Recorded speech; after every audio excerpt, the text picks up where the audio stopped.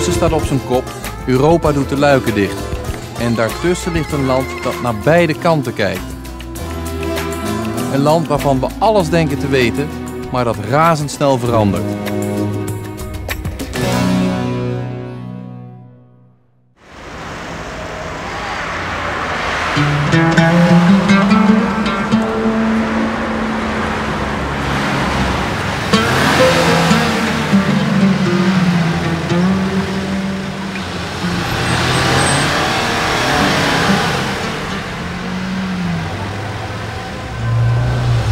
Çok gaza basma.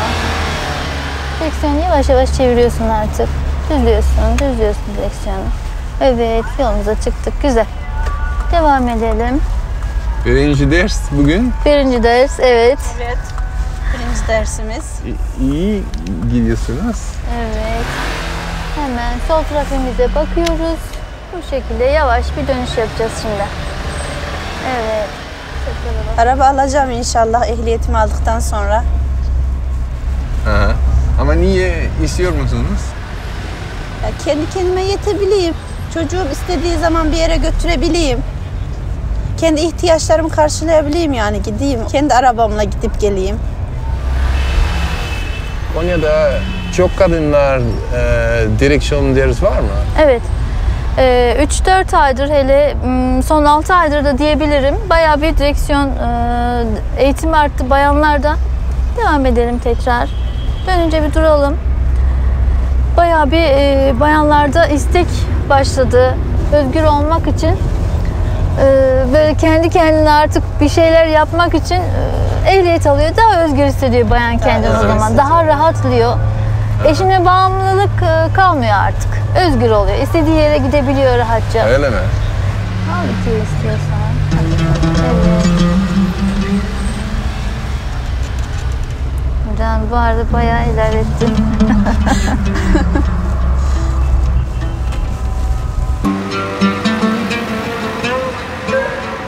Ik wist niet zo goed wat ik me moest voorstellen bij Konya.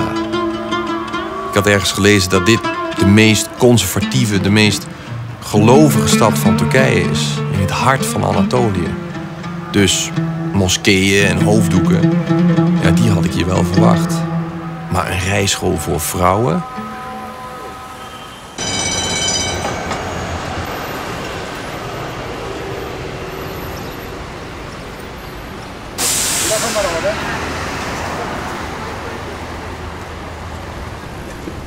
Dit is een van de heiligste plekken van Turkije. Hier ligt het graf van Mevlana, een belangrijke islamgeleerde, religieuze denker, filosoof, die heel veel betekent voor conservatieve, gelovige Turken. Een soort bedevaartsoord. En zijn filosofie gaat over hoe je moet leven, hoe je bescheiden moet leven. En die filosofie is toch heel belangrijk voor Turkije van vandaag. Amin. Niye dua ediyorsunuz? Ruhuna güzellik dilemek için, her şey çok iyi olsun kendim için, çocuklarım için, herkes için, dünya için, herkes için dua ediyorum. Bunlar çünkü çok iyi ve temiz insanlarmış, iyi düşünüyorlarmış. Her şey insanlar için iyi olsun istemişler. Sizin için bu yer çok önemli Çok mi? önemli. Çünkü Mevlana'mız bütün insanlar için, her dünyadaki bütün insanlar için çok güzel düşünmüş. Ne olursa olsun, hani ister dini olsun, ister ırkı başka olsun, ister siyah, ister beyaz. Herkes insan ve herkes çok iyi. Öyle düşündüğüm için benim için çok önemli. Siz modern Türk mü? Evet, Evet. modern. Ne demek modern Modern Türk? mi diyeyim, çağ, ya işte çağa ayak uyduruyoruz. Yani zaman nasılsa öyle yaşıyoruz. Zaman ne getirdiyse onu yaşamaya çalışıyoruz öyle. Ama modern Türkler dua ediyorlar. Ediyor tabii. Namaz bile kılıyorum yeri geliyor. Allah insanlar için o başka bir şey. Dinle, Allah'la olan ilişkin farklı.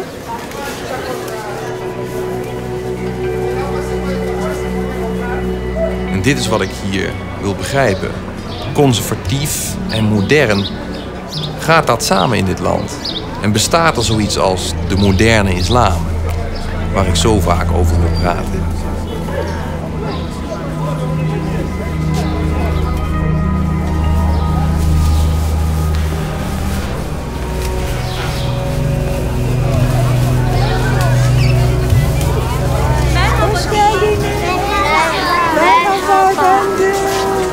Nasılsınız? Hangi okulda okuyorsunuz siz? Peki, hoş geldiniz. Burada Hazreti Mevlana'nın mezarı var, onu göreceksiniz. Ben de o Hazreti Mevlana'nın torunuyum. Sizlerle tanıştığıma çok memnun oldum. Peki, haydi güle güle. Eyvallah. Mevlana ailesi. Evet, Mevlana ailesinden. Mevlana kim? Bana göre benim büyük babam. Evet, ama herkes için bir düşünür. Dünyadaki insanlara bu dünyada nasıl daha güzel yaşayabilirler, onu fikirleriyle anlatan çok önemli bir insan diye düşünüyorum. Asra uymak, bugünün gerekleri neyse onu yapmak hem Kur'an-ı Kerim'de olan bir söz hem de Hazreti Mevlana'nın bize tavsiye. Al şuradan gel buraya oğlum.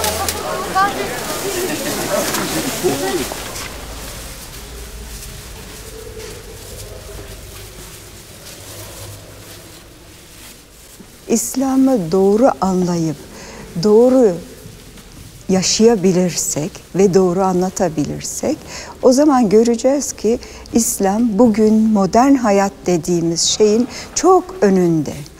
Çok daha modern. Ama yanlış konu düşünüldüğü için, yanlış yorumlandığı için problemler çıkıyor. Ama yapmayanı, yani başını örtmeyeni ayıplamamak lazım, başını örteni de ayıplamamak lazım. Herkes bir anlayış içinde davranmalı. Bugün insanların en büyük problemi hep bir arayış içindeler.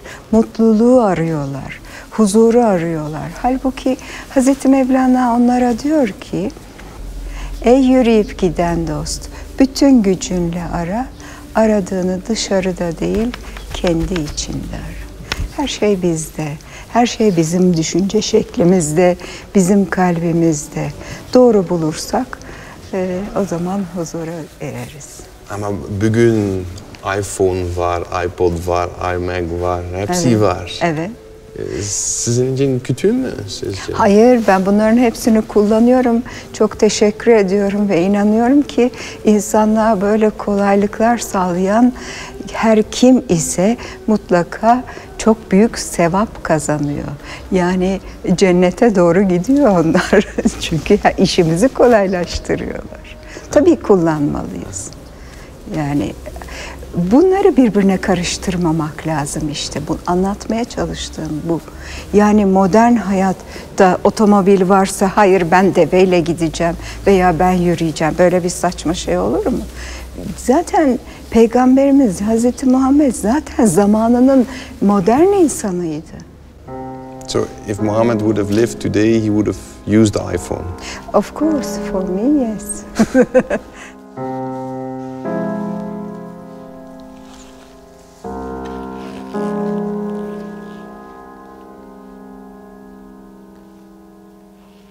Terwijl Nederland in de afgelopen decennia steeds verder ontkerkelijkte, lijkt het geloof in Turkije steeds zichtbaarder te worden.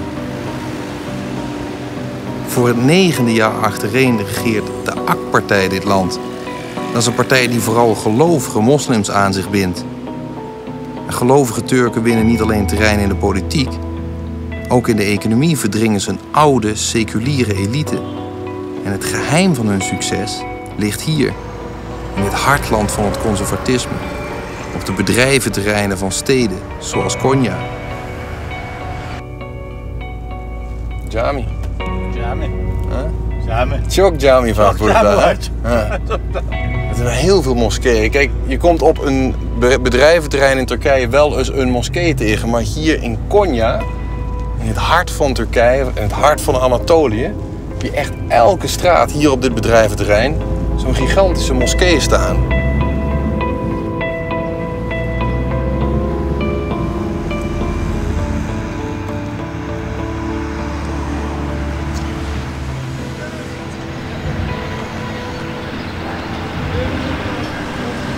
Hayrola siz niye çekiyorsunuz? Orada sizin? He. Öyle mi? Evet. Ama neden cami lazım? Cami bu işte sanayinin hepsine, bu sanayideki insanların namaz kılması için lazım. Şimdi burada bir sürü sanayi var. Aha. Buralar da dolacak, Aha. buralarda yapılacak. Ve buradaki insanların burada ibadet etmeleri lazım. Konya'da çok cami var. Konya'da da çok Müslüman var.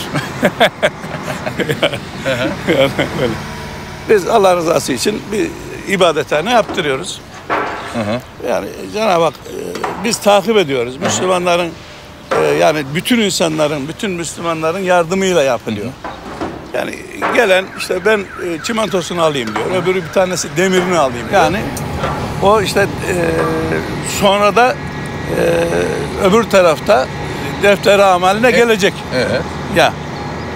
Yani hayattan sonra öbür tarafta defter-i amale gelecek. Müslümanların yardımları onlar zayi olmaz. Öbür tarafta da defter-i amallerine yazılacak. Moskeeën groeien hier net zo hard als de fabriekshallen. Alsof ze tegen elkaar opbieden, zo lijkt het. Maar geld en God gaan hier prima samen.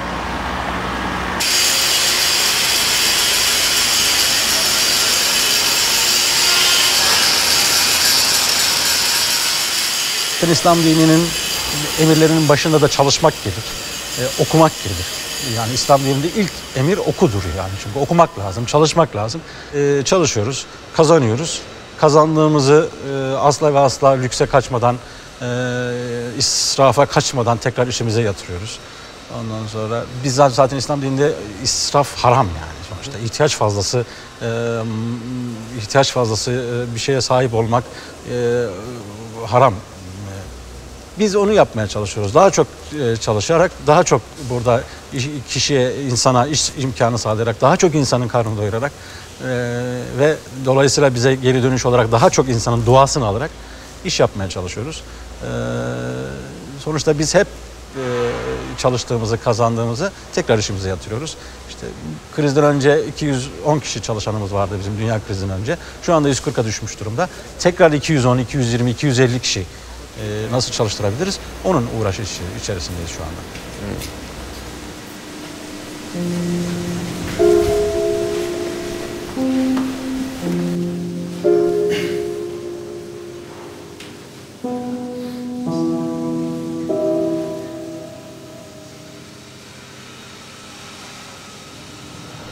Dat het met West-Europa economisch eeuwenlang zoveel beter ging dan met andere delen van de wereld, was volgens heel veel sociologen en economen te wijten aan onze Calvinistische mentaliteit. Dat wil zeggen, met de hand op de Bijbel, hard bidden en hard werken. Maar hier in Anatolië, in Turkije, kun je zien dat die formule, die succesformule, net zo goed werkt voor moslims. Alleen hebben ze hier de hand op de Koran, hard bidden en hard werken. Daarom noemen ze dit succes ook wel het succes van de islamitische Calvinisten.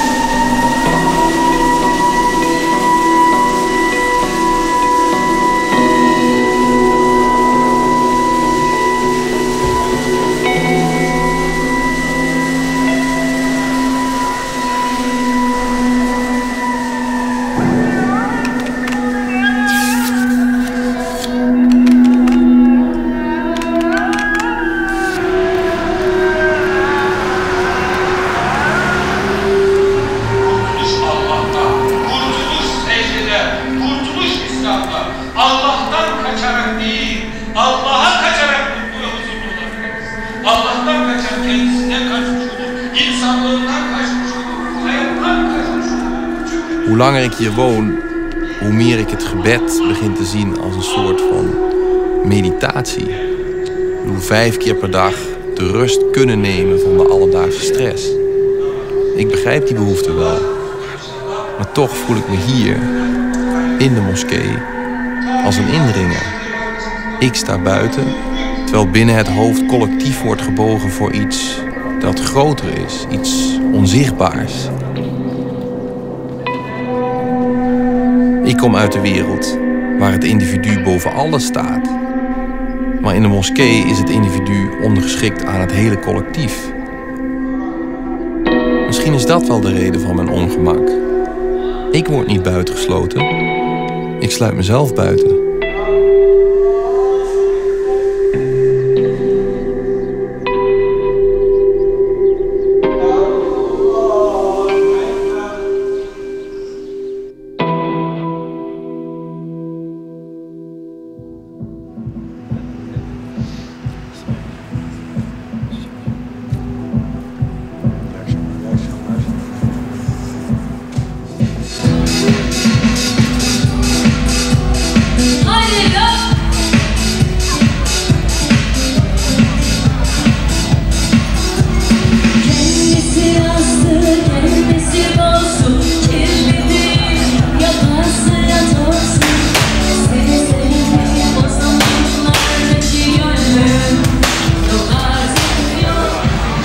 Beri Konya çok değişti.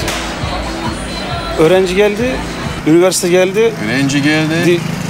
Konya bir takım şeyleri kırdı. Ama Konya çok güzel bir memleket. Bir Mevlana şehridir. Sizin için Mevlana ne demek? Mevlana... Gel Mehmet abi, ona sen cevap ver, gel. Yardım istiyor musunuz? O yardım istiyor. Ne yardım? Kim Mevlana? Bilmiyor. Müdürümüz bu. Yok ama bilmiyor. Personel müdürümüz yani. Ne söyleyeyim ben? Personel müdürümüz yani. Evet. Ben onu değil ya. Söyle Mevlana'yı anlat ya, Allah Allah. Ben ne anladım Mevlana'yı ya? Anlat Mevlana'yı. Kim Mevlana? Mevlana ne demek? Mevlana bizim gözümüzde en büyük alim. İran'dan gelmiş en büyük alim. İran'dan? Afganistan'dan. İran'dan. Ben 12 yıldan beri Konya'dayım ama bilmiyorum yani. Siz o içki içiyor. Hepimiz içiyoruz. Ben de içiyorum. Ama cami gidiyorsunuz. Gideriz. İbadet ayrı, içki ayrı ya. İkisini karıştırmayalım yani. Anlamadım. İbadet ayrı, içki ayrı. İbadet de yapacağız, içki içeceğiz yani yeri geldiğinde. Yani içeriz, hepimiz içeriz yani. Önce içki içiyor, sonra yani Cuma'ya da gidiyor ama. Tabii. Böyle. Problem değil. Değil. Yapmıyoruz diye yalan mı söyleyeceğiz? Yapıyoruz, içiyoruz. Camiye de gidiyoruz. Bayram namaza da gidiyoruz. Mesela bir ay Ramazan'da orucumu tam tutarım ben. 5 vakit namazım ama o zaman alkol içmem yalnız. Ramazan'da alkol almam. Bir ay alkol almam Ramazan'da. Orucumuzu da tutarız yani. Müslümanız elhamdülillah. Orada kadınlar var. Burada mı? Özgür kadınlar ha? Yani tabii herkes özgürdür ya, hürriyet. Ben eşimle de gelirim. Mesela senede bir sefer evlilik yıl dönümünde eşimle gelirim buraya yani.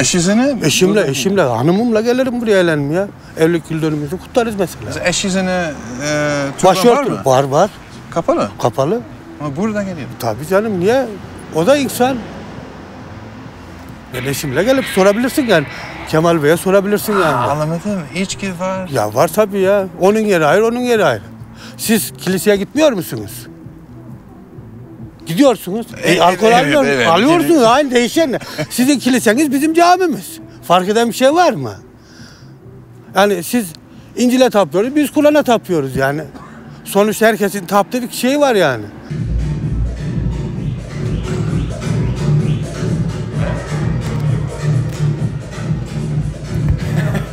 Değişti mi? Merhaba, nasılsınız? Bravo, memnun oldum. Çok güzel bir show vardı. Çok teşekkür ederim. Çok mersi. Her gün böyle. Her gün böyle? Evet. Ama gece ilerleyen saatlerde daha bir yoğunluk olur ve herkes eğlencenin sınırını tanımaz. Konya'nın en güzel mekanı Club Ella'da daha çok eğlence yaşanır burası. Sınır yok. Sınır yok. Eğlencede sınır yok. Ve siz Tinder mı? Evet. Öyle mi? Evet. Ama anlamadım. İnsanların inancıyla yaptığı iş farklıdır. Önemli olan kalpten inanmak. Allah tektir, birdir, vardır. Onu hepimiz kabul ediyoruz. Ve herkesin inancı kendinedir. Benim yaptığım işin, benim Allah'la aramdaki bağda herhangi bir problem yaratacağını düşünmüyorum. Çünkü ben Allah'ı kalpten seviyorum. Camiye gidiyor musunuz? İbadet de, kabahat de gizlidir Müslümanlarda. O yüzden bu konuya değinmek istemiyorum. Tamam. Özel bir şey. Özel. Kesinlikle bir şey. özel bir şey. Ve şimdi ne yapıyorsunuz? Solistim çıkacak, onu dinleyeceğim, sonra gideceğim, yatacağım, öyle. Başka bir show var. Evet, başka bir şovumuz daha var. Ama çok geç. 4'e kadar, bu sabaha kadar eğlence devam eder Konya'da. 4 saat. Evet. Tamam. Çok memnun oldum. Teşekkür ederim. Tamam, görüşürüz. Hoşçakalın. Şöyle yap.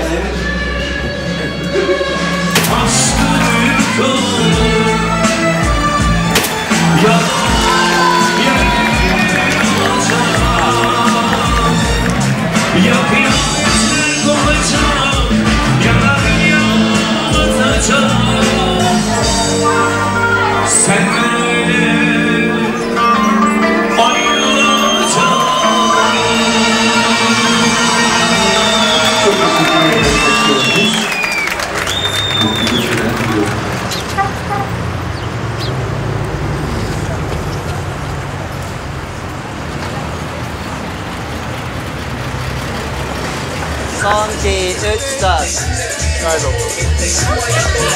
Maymun.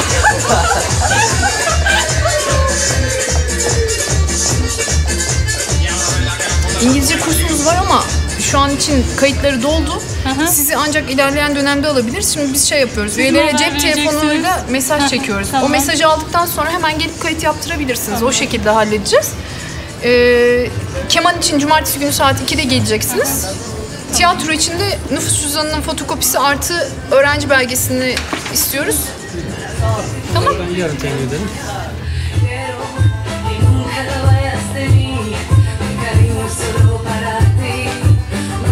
Latin dansları ve baleyi ben burada açmayı çok istedim. Çünkü dediğiniz gibi hani önce bir ön izlenim var, yaklaşım, ön yargı belki de. Hani Konya'da gitmez, hiç kimse gelmez diye söyleyenler oldu. Ama ben buna hiç inanmadım. Konya'da da hani birçok kişinin geleceğini biliyordum. Ve açtık, Latin danslarını da açtık, baleyi de açtık. Gerçekten çok talep oldu. Hala da talepler devam ediyor. Bugün gelseydiniz 1-2 saat öncesinde burası çok kalabalıktı. Öyle mi? Siz dans kursu istiyor musunuz? Dans kurs? Yok. Yok, gerek yok. Neden istiyor musunuz? İstemek zorunda mıyız? İstemiyorsunuz. İstemiyoruz. Pratik hayatımızda zaten kullanmıyoruz, dans etmiyoruz. Yani gelen fotoğrafçılık ve şeye bakmak için geldik, saatler uyumluysa diye, hızlı okuma. Fotoğrafçılık. Fotoğraf. Mesela fotoğrafçılık alanında kendimizi geliştirmek. Yani bu konuda kendimizi farklı alanlarda şey yapmak. O sebepten. Siz ne okudunuz? Ben Arap dili mezunuyum. Arap? Arapça. Arapça. Ve siz üniversite... İşletme mezunuyum. Üniversitede işletme mezunuyum. Ekonomi. Ekonomi. Ve bitti. Bitirdim. Öyle mi? Ve şimdi ne yapıyorsunuz? Evde oturuyorum. Evdesiniz? Evdeyiz hepimiz. O da eğitim problemi Türkiye'de çok. Daha yeni rahatlıyoruz. Ben üniversiteyi o yüzden terk ettim. 3 dersli.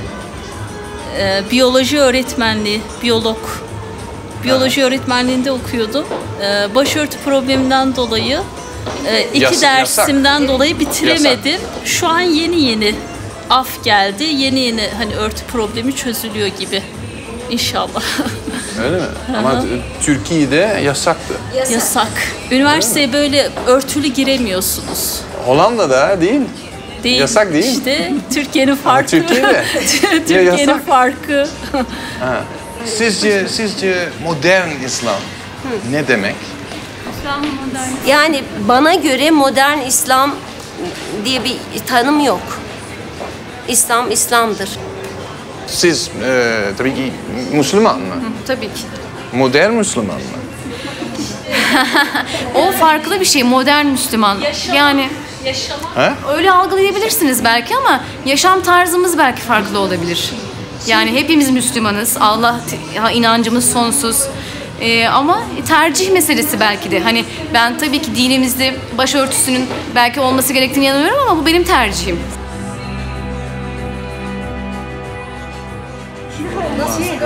Mutfak eğitimi inanılmaz derecede yoğun ve dolu, alamam yani. Ama step aerobik için yedeğe yazdım. Boşalırsa alacağım sizi. Ama pastacılığa gelmek isterseniz hocamla tanışıp gelebilirsiniz. Ha, tamam. Bir dahaki sefere inşallah.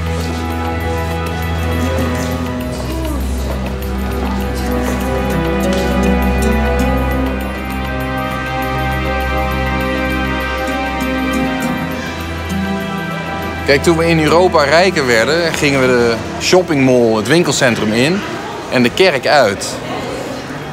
Maar met die consumptiemaatschappijen in Turkije lijkt het zo te zijn dat de mensen niet per se minder gelovig worden.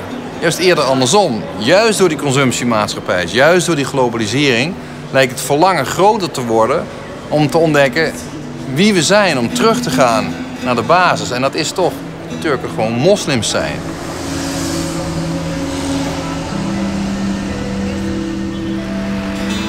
De volgelingen van Mevlana proberen zich af en toe te onttrekken aan dat moderne leven. Mevlana leerde ze dat geloven niet iets is wat je anderen oplegt. Geloven, dat zit in jezelf. Op het moment dat ze de habijten aantrekken die eeuwen geleden ook werden gedragen, is het alsof ze in de verleden tijd verdwijnen.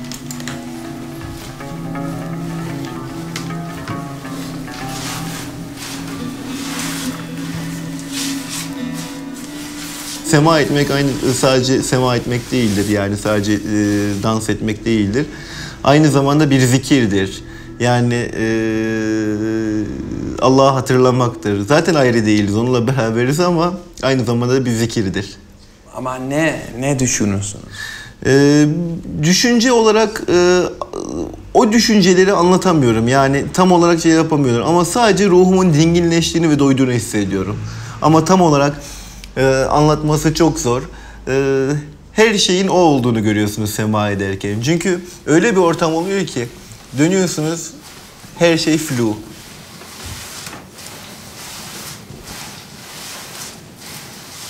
Ondan, Allah'tan bir parçası olduğunu görüyorsunuz belki de. Avrupa'yı anlatmak bazen zor olabiliyor. Çünkü Avrupa mantalitesi biraz daha farklı. Tamamen akla dayalı bir mantık var.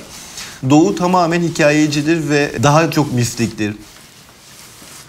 Bizim burada yapmamız gereken Batı'nın mantalitesiyle, akıl mantalitesiyle Doğu'nun mistizmini birleştirmek. Eğer bunu yapabilirsek zaten müreffeh, mutlu, zengin bir toplum yaratmış yapabiliriz belki.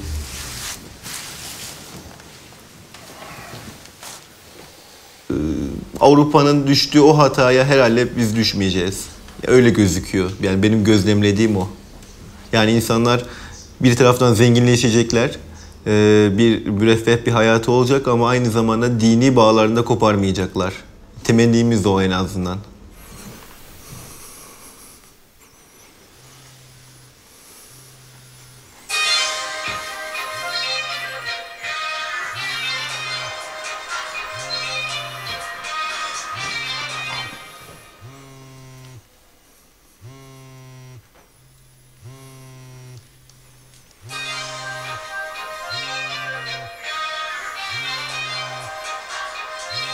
De derwish-dansers kunnen hun ogen af en toe sluiten voor het moderne leven.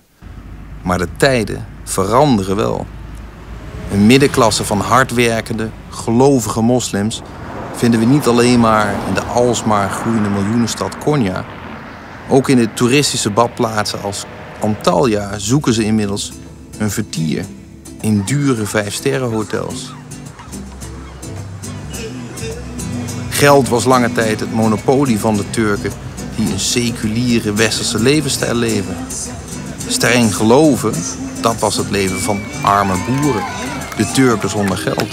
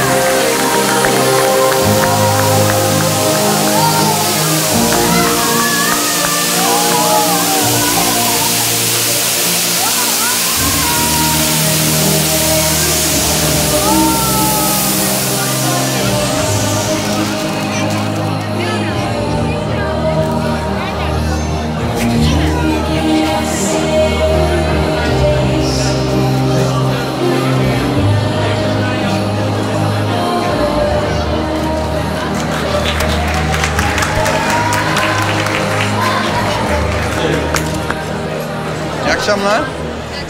Nasılsınız? Buyurun, hoş geldiniz. Teşekkürler. Tamam. Eskiden özellikle köylerimizde diyeyim. Ben mesela Antalya'ya çok yakın bir köyde oralıyım yani. Orada düğünlerimiz hani çok daha farklı oluyor. İmece usulü herkes birlikte yemekleri hazırlıyor. Ama böyle değil. Tabii ki farklı. Değil. Tabii ki. Burası çok daha rahat, çok daha modern ve çok daha bence şık yani. Sizce modern İslam ne? Bence modernlik rahat yaşam, daha rahat yaşam. Sadece daha rahat yaşam bence. Bence modernlik aynı zamanda özgürlük. Eskiden olmayan şeylerden bahsedecek olursam bence modernlik bir anlama tek başıma arabaya binip akşam bir düğüne gidebilmek mesela. Yani rahatlık yani. Kapımda arabamın olması. Ondan sonra böyle güzel bir ortama gidip rahatça girip çıkabilmek. Sizce? Modernlik nedir? Ne? Modernlik. Modern? Modern. Modern kendi kültürümüzden taviz vermeden eskiyle yeni bir arada götürebilmektir. Bu modern, geleneksel mi? Bu eskinin devamı, yeninin karışımı. Arkadaşlarımın hakeza öyle. Hepsi yüksek tahsilli olan insanlar, yüksek tahsil görmüş, en az bir yabancı dile sahip olan insanlar. Bu modernliktir değil mi? Fakat bu şekilde giymeleri de bizim geleneğimizdir, kültürümüzdür, inancımızdır. İnancının gereği yaşayıp hem de zamana ayak uydurabilir insanlar. Bence modernlik budur yani. Siz modern bir kadın mı? Evet. Nasıl? Gayet modernim. Hani başörtüyle de tesettürle de modern bir yaşam sürülebilir yani. İnancı gereği insanlar.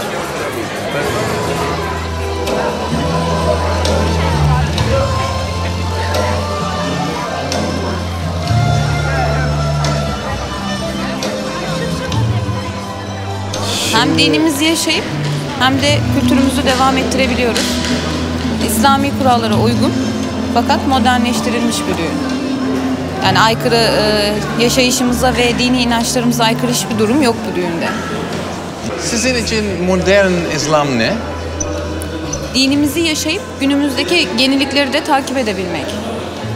İslam zaten eski değil ki, zaten modern yani zamana uyumlu bir din yani. İslam'da açıp zorlama yok. Kur'an'a her zaman her çağa uyar.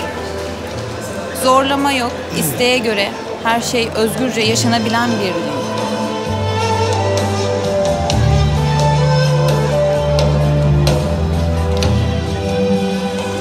Ik vraag aan die mensen, wat is moderne islam? En dan zeggen ze, hoezo moderne islam? Er bestaat helemaal niet iets zoals moderne islam. Er bestaat alleen maar de islam. Daar hebben ze natuurlijk wel gelijk in. Alsof je iemand zou kunnen vragen, wat is modern christendom? Ik bedoel, alsof geloven en modern zijn tegenstellingen zijn van elkaar. Alsof je niet en gelovig kunt zijn en kunt deelnemen aan de moderne economie. Evet. Bu düğünün bir de bayanlar arasında kına gecesi olur. Açıktır kadınlar, kadın kadına. Güzel bir eğlence yaparız. Orada bütün herkes rahat giyer, dekolte giyer, açık giyer, saçlar yapılır, makyajlar yapılır. çok güzel kıyafetlerle oyun oynarız. Ama bunu erkek görmez. Kadın kadınadır. Ama modernize İslam denilince bu işte. Okey? Çok teşekkürler. İyi akşamlar. Rica ederim. İyi akşamlar. Memnun oldum.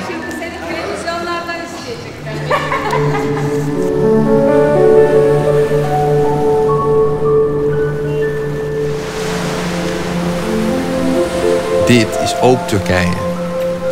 Zo vaak wordt mij gevraagd wat dit land nou is. Oost of West, Europa of Azië.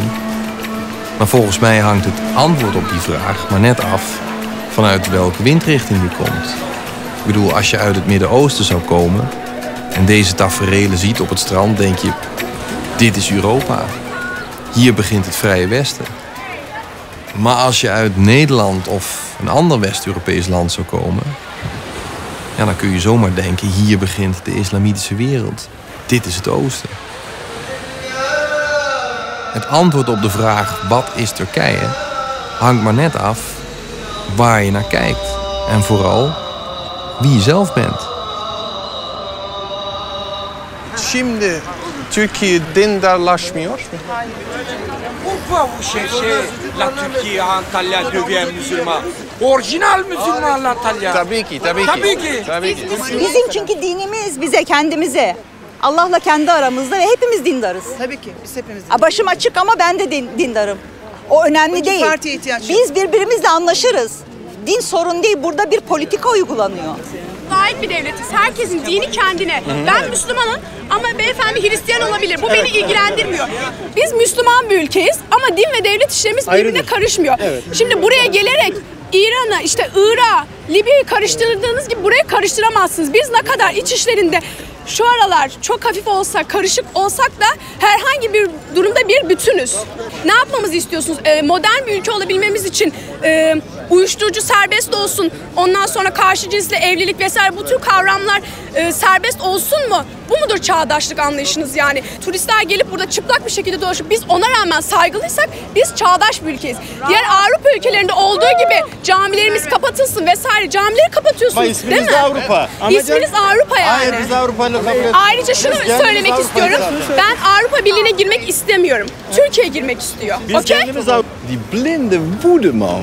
Die blinde woede als je alleen al durft te vragen of Turkije geloviger wordt. Ik ben echt woedend, want ik vraag het, de buitenlander vraagt het. Ik durf dus te suggereren dat Turkije gelovig wordt, terwijl alles wat Turkije is en waar ze zo trots op zijn, is juist het seculiere karakter. Is het Turkije dat is gebouwd door Mustafa Kemal Atatürk.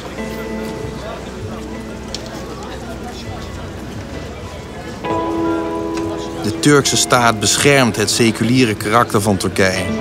De staat bepaalt niet alleen wat je wel en niet mag zeggen in de moskee, maar ook wat je wel en vooral niet mag dragen in openbare instellingen, zoals scholen.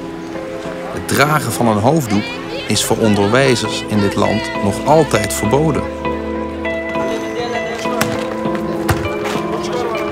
Gelmedi ya.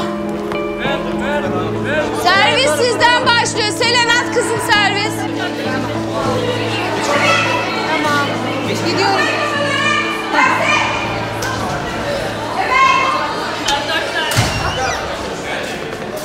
Günaydın. Sağ ol. Oturun bakalım. İbadetler konusunu açın. 38 sayfa. Nedir ibadet Sinan? İbadet. Kalk ayağa. İbadetler beden, mal hem de beden hem de mal ile yapılan ibadetlerdir. Kitaptan ben de okurum canım. Yani kitaptan okuduktan sonra ben de cevaplarım. Evet. Hocam Allah bize o kadar şey vermiş hani mal veya mülk falan vermiş. Bizim de ona yani teşekkür gibi bir şey yani Güzel. ibadet etmemiz için. Güzel.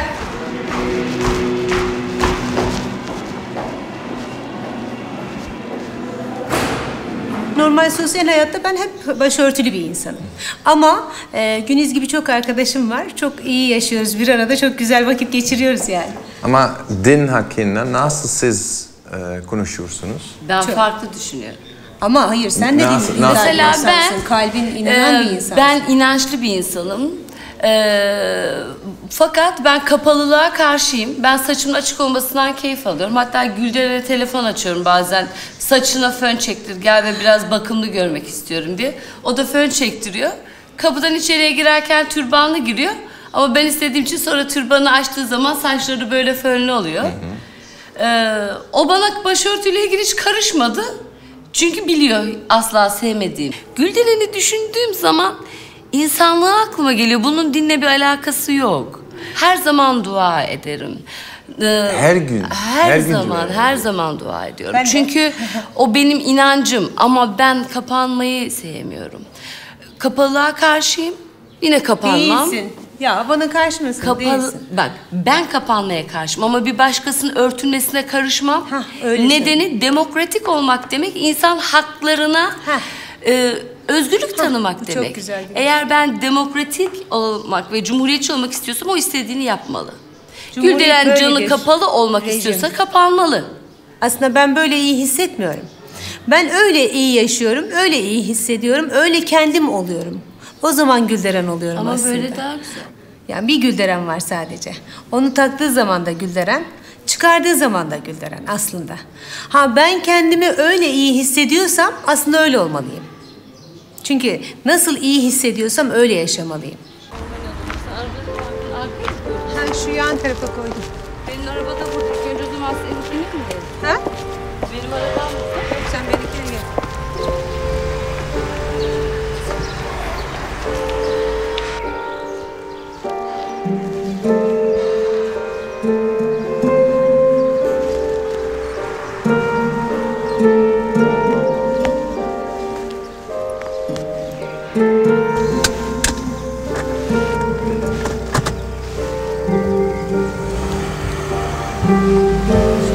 Ayakkabı bakar mısın? Oh my lady. Dolce Gabbana mı?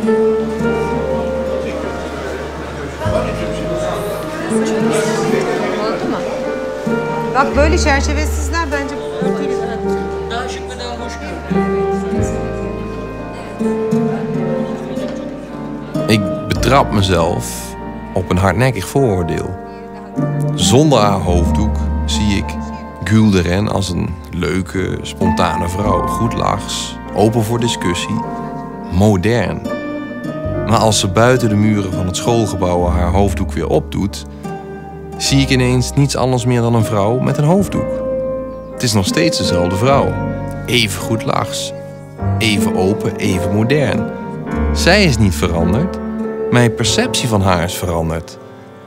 Het verschil tussen traditionele en moderne Turken zit in mijn hoofd.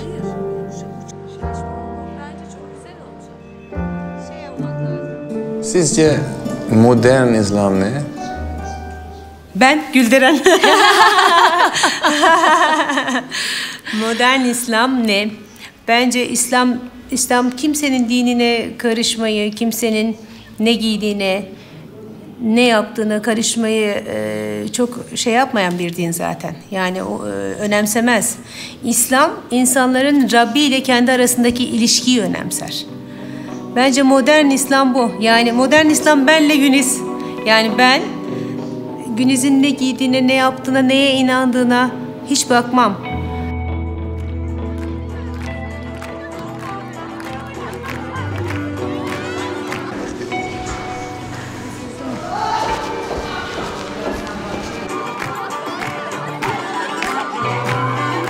De nieuwe generatie heet de lente welkom. Dit is hun toekomst. Zij zullen straks bepalen hoe modern en traditie naast elkaar blijven bestaan in dit land van God en Gucci. Dit is hun Turkije.